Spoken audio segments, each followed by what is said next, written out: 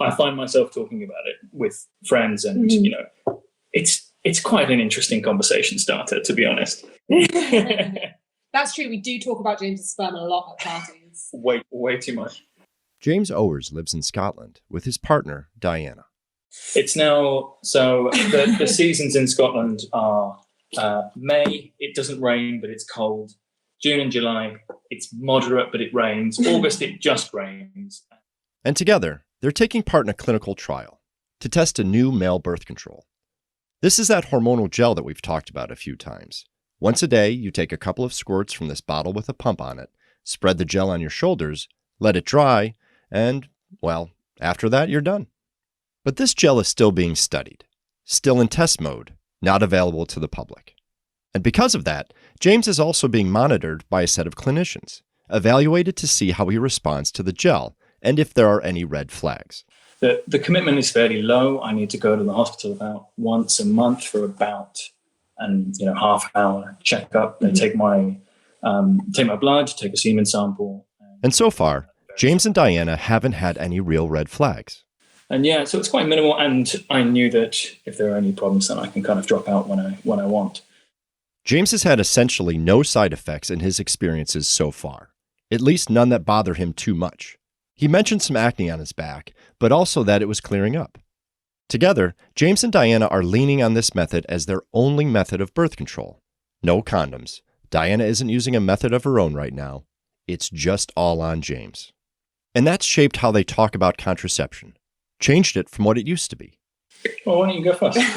Well, I definitely think it's made us have more conversations about it, because I think the sort of standard narrative for heterosexual couples when it comes to contraception is that it's sort of the woman's duty. And that's something that I sort of took on myself without really having a conversation about it, because that's quite normalized. So I was on long-term hormonal contraception before we started this trial. I was on the contraceptive implant, the rod. And that was just something that I sort of took care of by myself. And we would have conversations about the fact that we were using hormonal contraceptives, but that was sort of it. And now we've had lots more conversations about. Yeah. I mean, before this, we hadn't talked about it very much. And to be fair, the options for men currently is woeful, in as much as I could either have a vasectomy or use condoms. And the rate of success for condoms is patchy at best. Specifically, condoms can have a failure rate that nears 15%. So basically, the conversation really started with Dina found an article from the BBC saying that these trials were going to happen, and then basically said, "Hey James, you want to put your money where your mouth is?" And, the trial is supposed to last for a little over a year for participants. They start with the suppression phase, where men use the gel, but they're still waiting for their sperm counts to drop. See, the way the gel works is by interrupting the signals that go from the brain to the testes and tell the testes to make new sperm. Once sperm counts drop, participants enter the efficacy phase. That's where James is now. My sperm count dropped to 0 at about 6 or 7 weeks and has remained at 0. And basically they tell me my sperm count at every checkup. So in terms of how secure we feel, there is a very low chance. And I mean, if we do manage to make a baby, that's going to be one hell of a Michael Phelps of a sperm that's managed to get through there. After a year of this, where men are using the gel as their only method of contraception between the two of them, and they're being continuously monitored, they stop. They'll cease using the gel totally and enter the recovery phase, where the trial coordinators start watching how sperm counts come back up, showing the reversibility of the gel. And once that happens, once their sperm counts come back up and the coordinators have all their data and get what they need, the researchers go back and analyze the data, use it to build towards another trial that gets the gel closer to being on the market for the public. But for James, it's over. There's no more gel and no way for him to be the one in the room contracepting. It is quite interesting, isn't it? Because I think me and you have talked about this as well, and sort of expressed, as it's going quite well, we were like, oh, it's a bit of a shame that this is going to have an end point and it's not going to be available straight away. And then we'll have to have a conversation again and go back to our lack of options as to how we consider contraception in the future. Because, I mean, unfortunately, when the trial ends, because of where everything is, it'll be a case of me having to decide to go back onto hormonal contraception or not. Or I could just become a trial junkie and just move on to the next one. You know, one of the things that I think is so interesting about this trial is that everyone participating in it is in a relationship. In fact, one of the inclusion criteria reads, men must be sexually active with a female partner with whom he has been in a stable, mutually monogamous relationship for at least 1 year prior to screening, and with whom he intends to remain in a relationship for the duration of the study. And I think that's so interesting because we're really looking at cooperation here. We're looking at men who previously didn't have a way to take part in contraception, stepping up and doing this thing with and for their partners. Partners who may have always been the one taking the birth control and shouldering that responsibility. I've been on hormonal contraceptives since I was 15, so I'm 27 now, and I came off it in May after James's sperm count had dropped to 0. I had to come off mine. And I was like, this is really strange. I wonder what I'm like without hormonal contraceptive. I've been on this the entire time I've been an adult. And I've lost... As a man, what Diana said is something that constantly surprises me, even though it probably shouldn't anymore. The idea that contraception is just so ingrained into being the realm of women, that it's their job and their responsibility, and lots of women only have a life that has hormonal birth control as part of it. I get that there are lots of reasons for using contraception other than preventing pregnancy, and that lots of women really like their contraceptive method, seeing it as a useful tool or empowering rather than a burden. Regardless, it seems like there's this societal thing that women are the users of contraception and not men. That's really the most interesting part of this trial for me. It's totally breaking that mold. These men are using the gel, and their partners aren't on any sort of contraception. In fact, they aren't allowed to be in the trial if they are contracepting, and that makes them separated from this convention, this societal assignment of who prevents pregnancy. But it does make you realise that it does feel like a bit of a burden's been lifted for me, because for this year, the thing that I'm getting out of this trial is that I don't have to think about it. Mm-hmm. Male birth control is coming. Not today or tomorrow, mind you, but it's coming all the same. And when it does, it's going to change how people view relationships, how people think about managing family planning as a couple, and how people talk to their friends and family about it. It's very interesting to have these sorts of conversations and to have this sort of opened up to you. Yeah, and I think also it has you have more agency now, so you have a more vested interest in these conversations, not because you're not interested in my reproductive health, but because you are now more in control of your own. And today on Intended, our last episode of the season, we want to talk you through some of the conversations like what James and Diana are having. These interactions between couples, and how women feel being lifted from the burden, or how they're still feeling it. How new methods of contraception for men can change the conversation within a relationship and make men and women relate to each other more openly or honestly.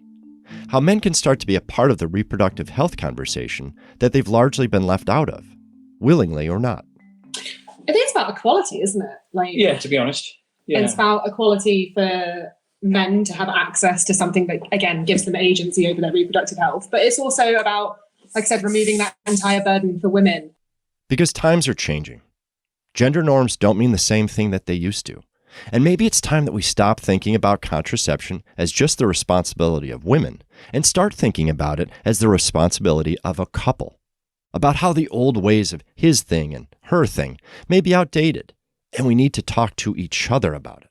I think sort of a few years ago, it didn't really even cross my mind. Like, of course, if I was going out on the town, I would take a condom with me, but it's not really a conversation that I began with girlfriends at the time, because it was just kind of societally accepted that I didn't really have any, options there. But this is it. And I mean, obviously you have the choice to start these conversations without male contraceptives, but the narrative is not directed at you at the moment, which is why, having these conversations is important as well, because it's bringing you into the conversation. Yeah.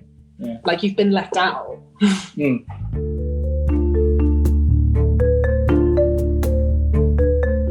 But now he's part of the conversation, and he's a part of something big. One of the first men to shoulder the family planning responsibility. And on our show today, we're going to talk with two other couples. One, like James and Diana, participating in a clinical trial for male contraception. And another, a couple looking to the future in male contraception. We're doing this to tie together our last two episodes, He Said and she said. Bring it all together in We Said. More to come. Stay with us. For Male Contraceptive Initiative, this is Intended. I'm Kevin Shane.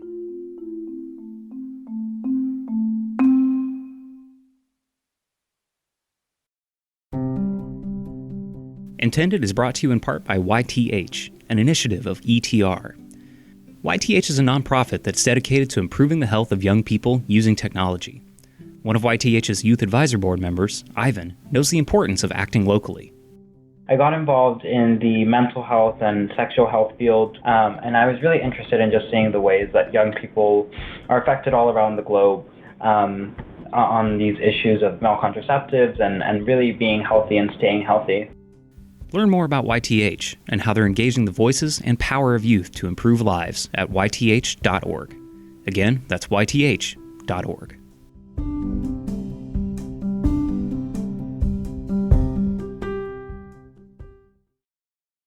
Okay, welcome back to Intended, where we're talking with couples, men and women, who are putting their best foot forward into this new future. We're talking with these couples about contraception and family planning and their own goals and desires in this new way that kind of reshapes who is responsible for preventing pregnancy in a relationship. And that clinical trial that James and Diane are in, who we just spoke to, it's an international trial. There's 9 different sites around the world across 4 continents. And in the United States, one of those sites is in Seattle at the University of Washington. And that's how I got in touch with Philip and Jonee. We also come from very different backgrounds. I'm from Seattle. She's from the Southeast United States, Charlotte. North Carolina. Philip comes from a family that he describes as progressive, West Coast. I guess kind of smart family that really emphasized not knocking up a girl in high school. And he's in the same clinical trial as James from before, using that contraceptive gel on his shoulders every day. But his partner, Jonee, growing up in North Carolina. Okay, yeah, so my upbringing is a little bit different. And I think sometimes we've felt that clash, but I'm also... ways. Yeah. Like, for instance, pumpkin pie is better than sweet potato. Sweet potato pie is better than pumpkin pie. Whatever, we're not going to get into that right now. Like, I do come from a community where most of the people I know do have kids, or like people I'm related to and stuff, like family members, they have kids and they're about my age, some of them even younger. And, you know, family, we grew up with the idea that like family is important, but it's also, I've always had a very strong feeling family isn't only important, you know, like there are other things you want to do. You want to travel. Yeah, you want to take care of yourself. You want to grow and develop as a person. And Jonee says that her goals, which include travel and experiences and having that ability to grow and develop, they might be in a different order than some of her other family members. It's not that she and Philip don't want kids at all, but they definitely aren't looking for them right now. I think, we go back and forth on it. Well, I'll speak to Okay. Well, so for me, I am not as much back and forth. Jonee wants kids, definitely, absolutely. She said that as she's gotten older, her priorities have moved a little, and they definitely aren't ready yet. But in a few years, maybe the time would be right. That I used to be with. So yeah, you know, when I was young, I wanted like a bunch of kids, and now I'm more so like, oh, maybe just 1 or 2. And Philip? I think he's still on the fence. I mean, I have really great baby names, so I mean, it would be a disservice if I didn't have kids, but I definitely don't want kids like today. Yeah. This is something they've talked about. Come to the table like adults and figured out where the other's priorities lie. And that can be a hard thing in a relationship. To be honest about the things that are big, fuzzy, and still really important. Yeah, I think the good thing though, which I've always appreciated this about our relationship, because I feel like from the beginning, we've always been very open with kind of what we wanted, and we've been able to kind of talk about these things, not in a very vague way. And I think all couples should have this, is that I think we can trust each other.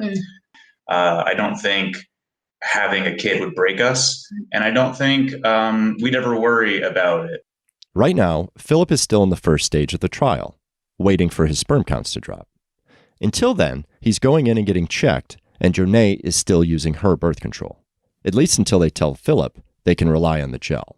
Yeah, and we're on week 7 or something like that. But so far, my sperm count is still like normal. The suppression phase of the study, the first part where they're using the gel and waiting for the sperm counts to drop, it goes for a maximum of 20 weeks.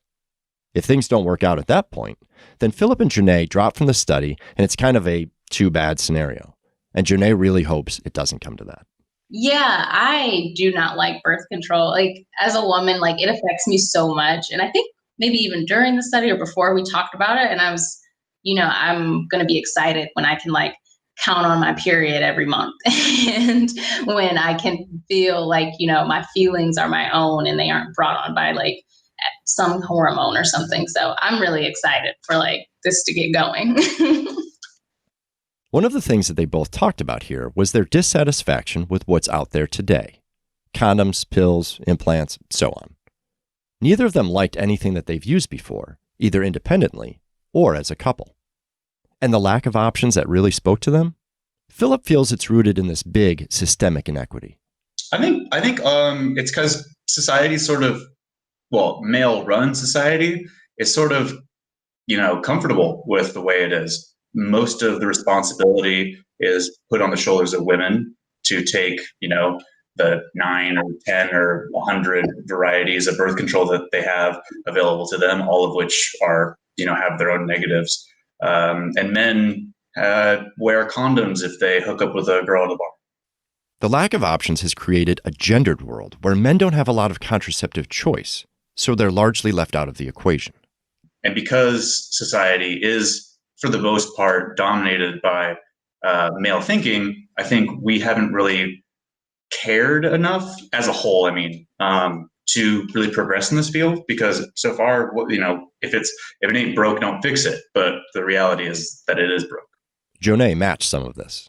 Yeah, I agree with that. He said it a lot nicer than me. I was just going to say that, like, I think it's that sometimes, even though we are like a male-dominated society, I feel like they sometimes treat men as if they can't do things. Mm. And so the idea that a man would need to be responsible for, doing anything more than putting on a condom, I think that's what it is. It's that people don't think that men could be responsible enough to do it. And it's very silly. That is ridiculous. And this comes back around to something we've talked about before in other episodes. The trust thing. Would you trust your partner to take male birth control, even if you were the one that got pregnant? It's a real question. Most of the data out there says that yes, people in long-term relationships would absolutely trust their partner in the same way that they trust them to pay the mortgage or feed the dog or take out the trash. And people in new relationships or non-monogamous relationships probably should rely on their own birth control methods. But still, there's this trope that plays into gender norms. That men are out there in the public sphere getting deals done and being authoritative and bringing home the bread. But when they come home to the private sphere, they're pretty much incompetent at domestic life, the duties that are often ascribed to women. Well, you see it in television shows like sitcoms. You see the lovable oaf or the adorable doofus, the husband who, he brings home the bacon, but he's not responsible enough to do anything more than that. He can't raise children, apparently.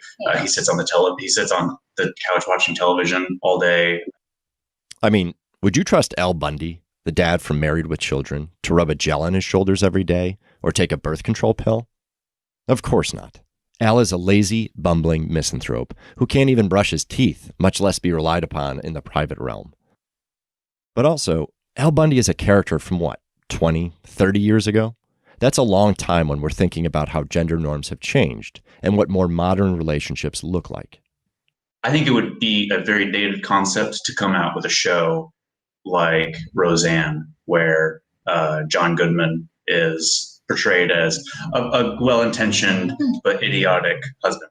I think nowadays men are represented more as just humans, and women are the same. There are still problems with the way society conveys men and women as people, but it used to be that there were gender roles, and they were very hard gender roles with clear-cut definitions. And when you break them, you get odd looks. And I think nowadays it's completely normal for men to take care of the kids and for women to have careers. And it's completely normal for people to hold off on having kids. And it's normal to basically do anything. It's hard to be weird, I think. Like James and Diana, Philip and Janae are in their late 20s, and they don't necessarily have the same views on having children and families as their parents did. They're looking for ways to be equally invested in a relationship and share in the duties that come with it, contraception included. Lots of couples around their age are finding themselves in the same place, in a relationship, but not yet ready for kids. They've got goals around how or if they want to build a family, but they don't feel like they have the tools to make that happen. You know what I think has changed also? I think people, I know especially for women, now they feel like, you know what, we don't have to have a kid if we don't want to. I think like before a lot of women just felt like, well, that's my job to get pregnant, or, like I'm going to get pregnant. Like that's kind of like the inevitable thing that's going to happen. And so I think there wasn't as much concern or like planning. But now like a lot of women are deciding, hey, I don't want to have kids, or I want to have kids later in life. And I don't want to, have this kind of stop me right now. And I think that kind of empowerment has been really good for relationships, and especially women. So the door has been opened. The lines are a little blurrier on who takes on what roles in a relationship. And fundamentally, that means that men and women can be a little more honest with each other and communicate so that they can find the best path forward together. But unless you're in a clinical trial, your contraceptive options are still limited to condoms and vasectomies. And let's be real here. The world very much still sees birth control as the realm of women. For now, this couple, Philip and Janae, are both contracepting. Philip's sperm count hasn't dropped quite all the way yet, and it means that they really are doing this together for the time being. Sharing the load, independently, but together at the same time. Yeah, you can both be responsible for yourself. Yeah, which is, I think, sort of the definition of being an independent human being. Yeah. Is being able to depend on yourself and being responsible for yourself and your actions. Yeah. So I think it's good that men are being included in this evolution. Assuming Philip enters the second phase of the study, that his sperm counts drop, he and Janae will rely on it for a year. And then it's back to the status quo, back to whatever they were using before and trying to make it work until something better hits the market, however long that might be. I hope that period isn't very long, because I know I've decided that if this drug hits the market and you can just buy it at Walgreens, that's what I'll do. And even though this is temporary, and it's going to be years before something new comes out, Janae and Philip know that they're part of a bigger picture. I mean, even though I'm aware that I am going to have to go back, I'm probably right now, I'm not going to be sad about it. Probably after I've gone through the, efficacy phase where I'm off my birth control and I feel better, then, the thought of going back is like, but, it's going to be something I think that will definitely help us even later in life, even after we've decided to have our 2 little munchkins, we can start using male contraceptives. So I'm hopeful about the future.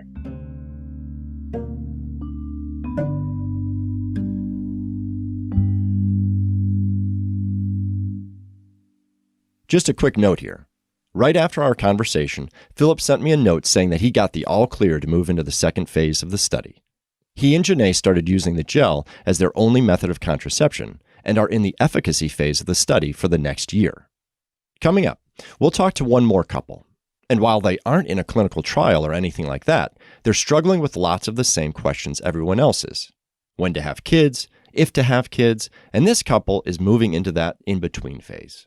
That phase where having a kid isn't totally out of the question, but it doesn't quite feel like the right time yet.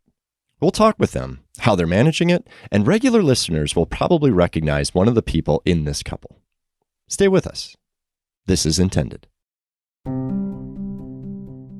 Support for Intended is provided by Male Contraceptive Initiative, a 501c3 nonprofit that advances the research and development of new methods of male contraception. We support male birth control because it's our responsibility too. What is it to be a man? What is it to be a woman? What are the role? What are your responsibilities? All that are changing. And for example, I love to cook, which was considered like a female thing. But I know that I cook for all my friends. I'm like kind of the mama for them. And I love it. And the thing is that, the role of men or female are changing. For example, a bit more open-minded, I would say, in thinking that contraception is not a female duty only. Because it takes two. Information, FAQs, and more at malecontraceptive.org. Again, that's malecontraceptive.org.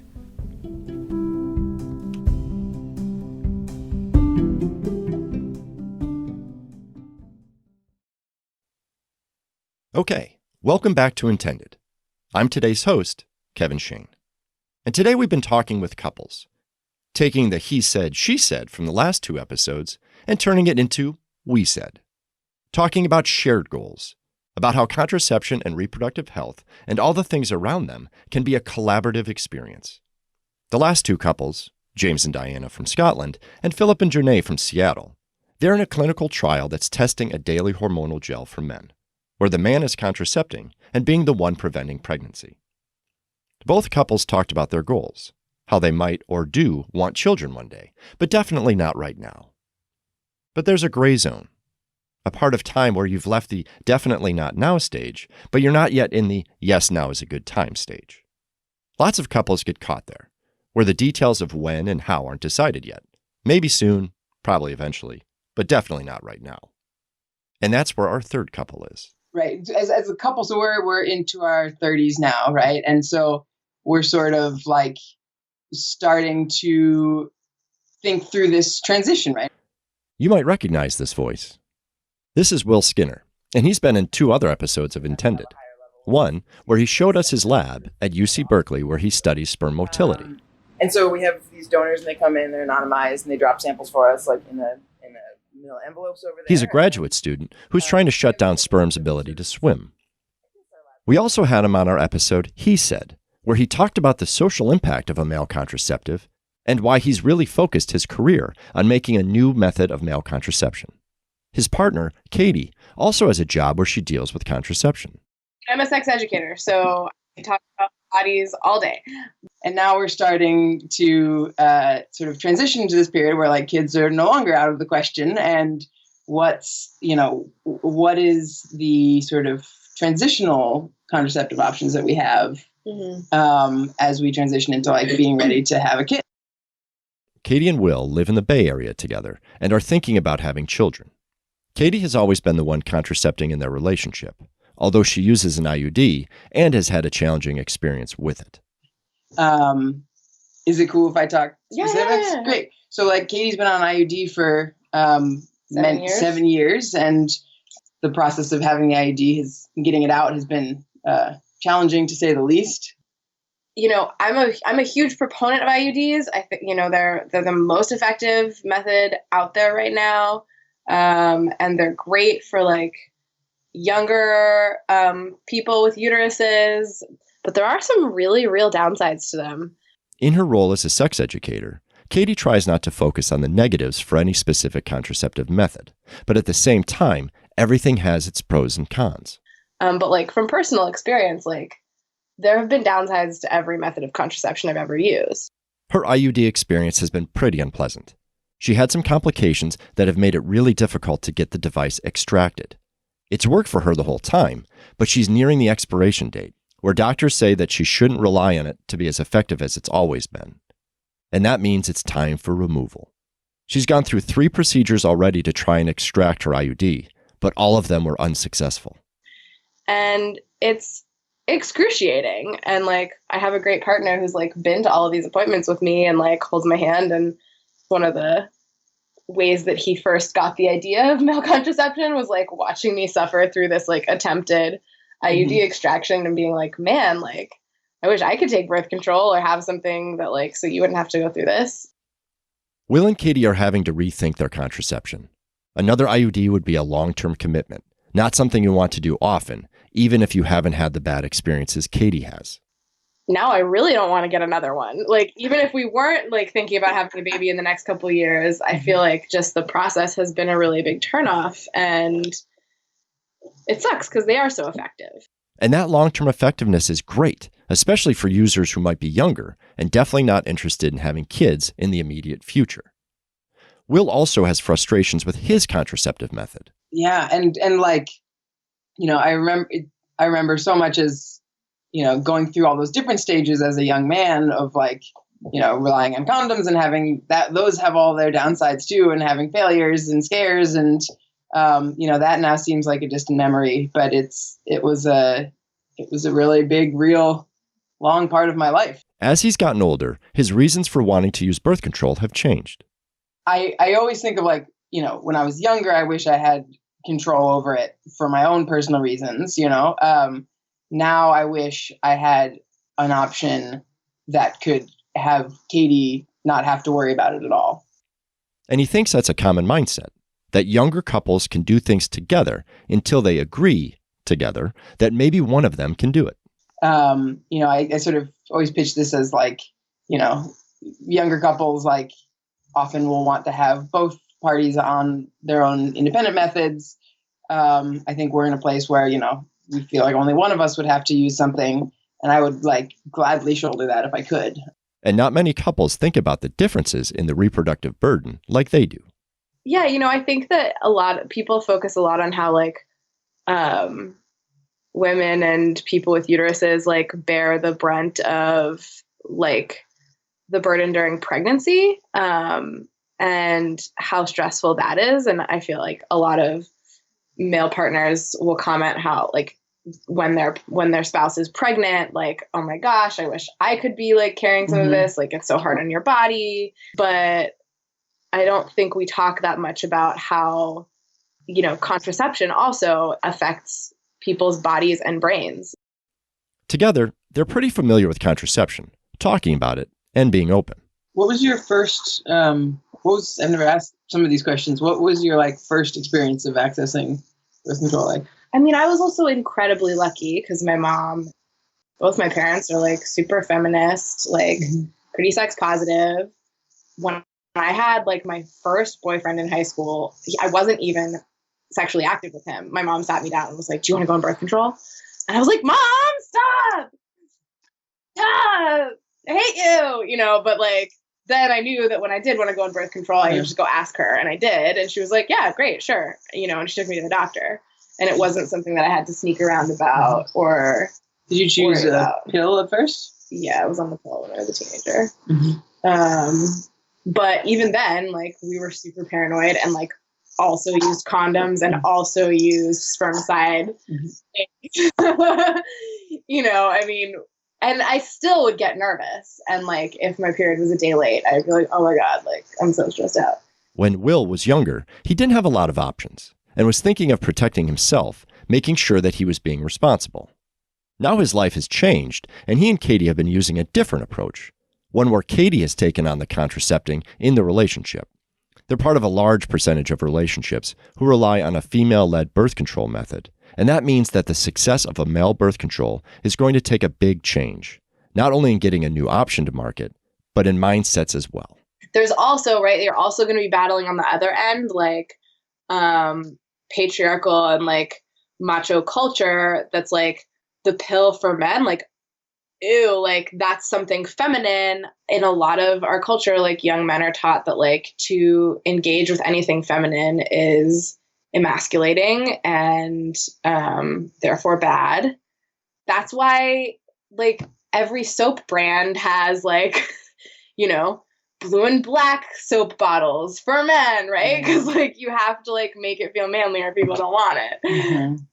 But Katie and Will both see this in a way that frames things around reproductive autonomy, around both the man and woman having the freedom to control when and how they, individually, can reproduce. I feel like the reproductive justice movement is about like everybody having reproductive autonomy. If you want to have 12 children, like that is your prerogative and like you should be supported in that. If you never want to have a child, you should also be supported in that and anywhere in between. And I feel like for good reason, that conversation has focused mostly on women. Like up through now historically. But I think we're entering a space where like it really is a concern of everyone. And if we want more gender equality, it needs to be a concern of everyone. Will was talking about his motivation for working in male contraception, and he brought up long-term goals, big goals like getting gay marriage legalized. How often these things take years of concentrated effort across a bunch of very different, organized groups, a lucky moment, and how sometimes they could be toppled at the last minute by a bad faith actor or prejudice or simply a change in priorities.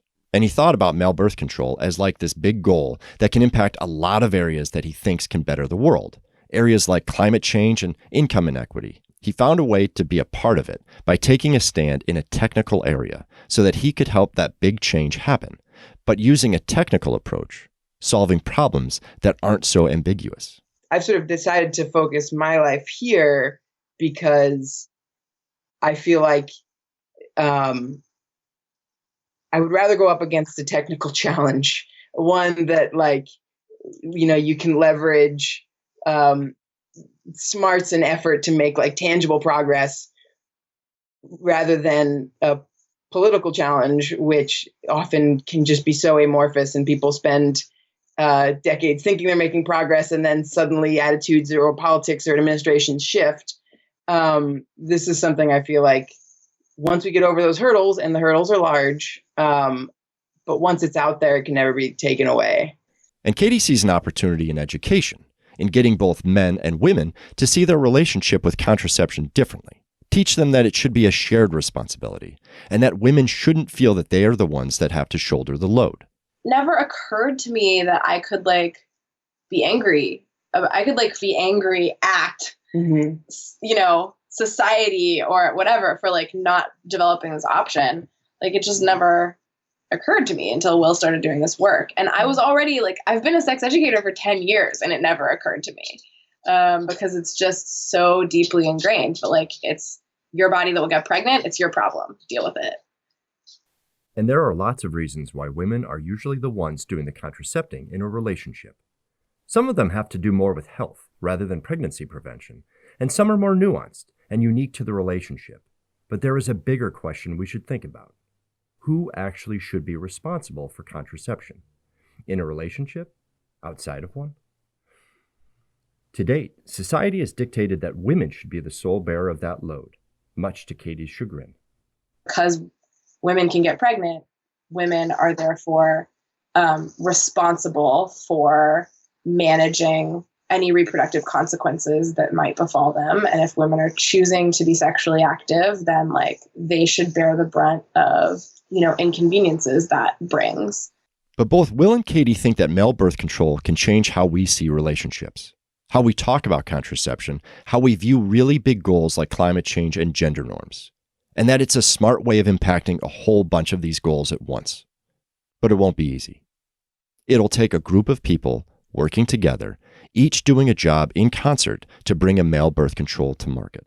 I'm going to work on chipping away at the sperm science problems. Katie's going to work on chipping away at the education problems. And we're all going to, together with 1,000 other people, maybe this thing might be possible sometime soon. But male contraception is on the rise. There's been scientific advances like the clinical trials of hormonal birth control, medical devices that act like reversible vasectomy, and eventually there will be non-hormonal methods too. There's been news articles, think pieces, and places bringing it to attention. And most importantly, people are starting to ask, isn't it about time? When I talk to folks, young folks, 80% of people get it. Like 80% of women that I talk to especially are like, yes, please. Hurry up. Yeah. Over half of men are interested in new male contraceptives, and this interest grows every day. Men who want to help their partners, or want reproductive autonomy, or want to take responsibility in a way they haven't been able to do before. Men like James, Philip, and Will are out there, as are women like Diana, Jonay, and Katie, who see an option like this working for their relationships, an option that adds to their contraceptive mix, but this time includes the male partner. Male contraception can make a positive impact across big systemic problems. Problems like poverty, education, gender equality, climate change, and more. And it can do this by just offering one option, one that fits between condoms and vasectomy. It's all about giving people more choices, and a new male birth control would address the gap that has existed for over half a century and persists today.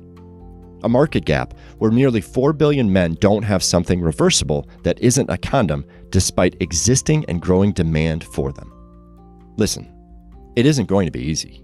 Getting a new drug to market can cost over $1 billion when it's all said and done, and there hasn't been a male contraceptive make it to market yet, so nobody really knows just how difficult it might get. But the people that are involved in this see what they're doing, and how it can really be the next big moment. People from academia and industry, startups and spin-offs are all working together, in collaboration, to bring the first male birth control all the way to the public. They kind of have to. This has always been a small field, and things have been tight. But increased attention has led to more funding and interest, and we're closer to a male birth control than we've ever been. Even though male birth control has been 10 years away for the last 50 years, optimism abounds. The men and women who want these methods are coming at this conversation together, collaboratively, just like the people behind the scenes, and talking about how contraception can be a joint responsibility and how family planning can include men as well. Because, as the idiom goes, it takes two to tango. So I guess this is where we leave Intended, with an intention. All the people that we featured on this show and others intend to make a male birth control, or intend to promote it, or use it, or educate people about it. And together, their intention is to change the world, or at least give this thing the best chance it has to succeed. They want to change the world on some level that's big and opaque, but full of potential. And we're right there with them, hoping to contribute in our own small way. Just hopefully sooner rather than later. So here we are, at the last episode of what we're calling Intended's Season 1. We're already thinking about Season 2 and how we can cover things that we couldn't fit into this season. Things like the importance of younger users' opinions. Not even millennials, but Gen Zers. Users who will be in Will and Katie's position in 10 years, about how long it'll be until male birth control comes to market. They're going to be the ones using these methods, and they have very different opinions and attitudes towards contraception than other cohorts. We'll also talk about the trust issue from other viewpoints, and see how male contraceptives can think about inclusivity. We've got full-length interviews with people in the series, as well as others that we're going to go through, and bring you even more of the thought leaders on a topic that we think never stops being fascinating. So more to come on that. And please stay tuned.